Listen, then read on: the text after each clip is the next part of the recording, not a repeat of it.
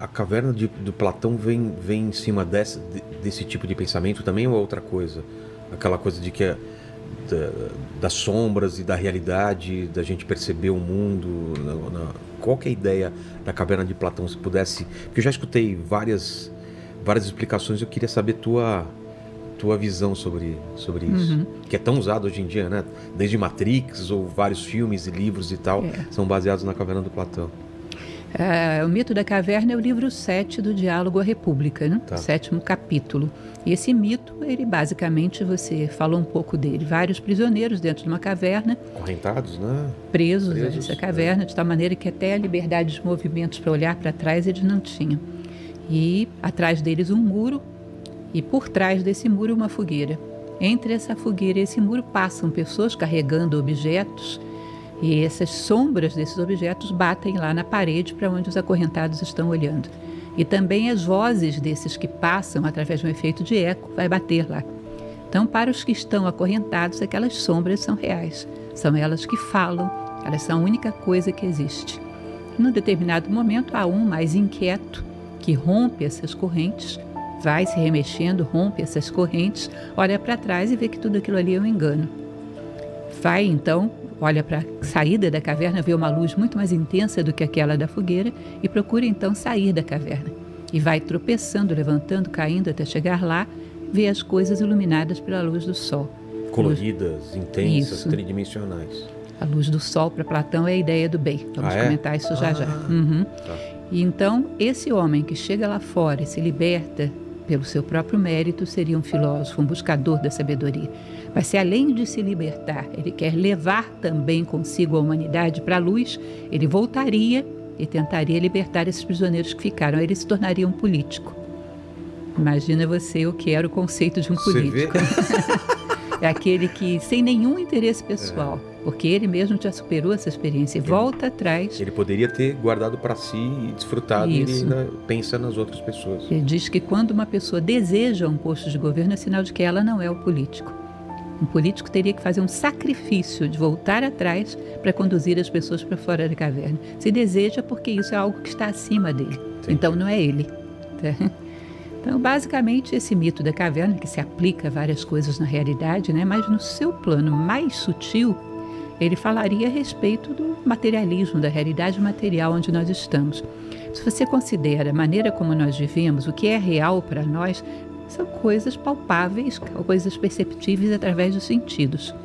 Mas se nós considerarmos um critério de realidade que é a permanência, o que é real é aquilo que permanece, todas essas coisas seriam sombras, que são tremendamente transitórias. A gente pega um copo como esse, ele está aqui. A probabilidade de daqui a 50 anos ele estar é quase nenhuma. É zero. 50 anos atrás, muito menos. Exato. Então ele parece estar aqui, mas ainda agora não estava, daqui a pouco não vai estar mais. Isso é o comportamento de uma sombra. Você projeta ela na parede, ela aparece, daqui a pouco desaparece, ela não tem permanência. Então as coisas do mundo material, passageiras, impermanentes, seriam como sombras. E o homem viveria acorrentado nessas correntes da ignorância, né? Sendo manipulado pelos amos da caverna, olhando sombras e tendo como realidades.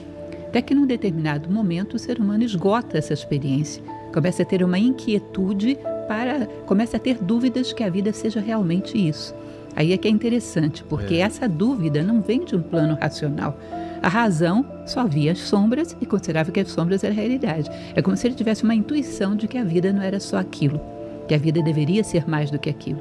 E começa a ter essa inquietude existencial, que por final faz com que ele arrebente as correntes. Aí uma vez que ele arrebenta as correntes e vê que a grande luz está lá em cima, ele começa a buscar essa grande luz, que é um símbolo da sabedoria, né?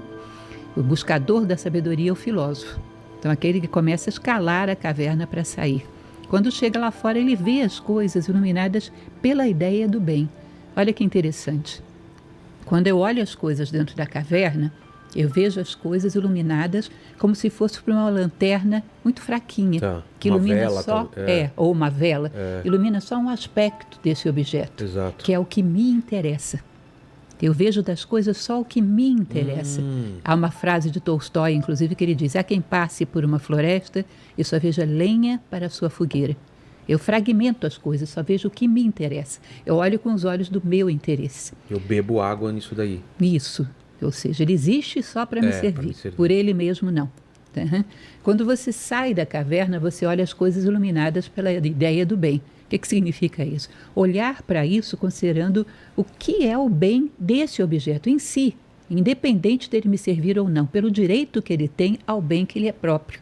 Eu ajudo, interfiro no caminho das coisas para que elas caminhem para o seu bem próprio, sem querer nada para mim. Entende isso? Entendi. Imagine você uma situação em que a gente está economizando água. Tá. E aí tem um lema que diz, sabendo usar não vai faltar. O que significa isso? A água não tem importância em si. Ela tem importância porque ela pode faltar para mim. Entende? A água, como um ser da natureza, que merece, tem o direito de estar aqui, tanto quanto nós, que tem que ter a sua capacidade de fluir, de realizar aquilo que lhe é próprio, de umedecer a terra, ela em si não tem valor para nós. Ela tem valor a partir do momento que ela me serve. Ou seja, eu não vejo as coisas como seres que merecem tanto respeito quanto eu. Vejo como algo que me serve. E eu só me interesso por aquilo que me serve. Tá? Então, ver as coisas iluminadas para a ideia do bem é querer o bem das coisas sem querer tirar nada para si. Respeitar as coisas pelo que elas são. As coisas em si mesmas. Tá? É fantástico isso. E como que é recebida essa ideia, esses livros de Platão na época? Ele já tem um impacto na época ou só depois? Ele tem um grande número de discípulos, né? Ele constitui uma escola, que é a academia. Tá? Um dos seus discípulos, inclusive, vai ser Aristóteles. Tá? Agora, não era uma maioria na sociedade, nunca foi, mas era um grupo significativo. A academia reunia um grupo significativo de jovens que se dedicavam a buscar o conhecimento através de diálogos. Tá? Mas, hoje em dia, é muito atual, né? Esse mito da caverna e todo esse pensamento de Platão. Você acha que serve para a gente em que sentido esse mito da caverna? É isso de não ver as coisas só como alguma coisa para servir? Eu vi que você tem um vídeo sobre o meio ambiente também, né? Qual a relação da filosofia, por exemplo, ao meio ambiente, ao que nos cerca, né? Eu não sei se eles tinham esse pensamento, se eles pensavam sobre a natureza e se o ser humano já estava usando a natureza da forma que a gente usa e que eles imaginavam que um dia podia acabar isso. Há um grande respeito pela natureza, mas ainda não havia esse problema do homem como um predador da maneira intensa que nós temos hoje em dia. Mas nós podemos dizer que o comportamento que nós temos em relação à natureza é muito do usuário. Ela me interessa porque ela me dá um monte de coisas. E só, né? É um fim... Exato. Ela é tomada como meio. Como meio, né? Por um fim X. Exato. Como um ser em si que merece respeito por ela mesma, não. E por isso somos predadores.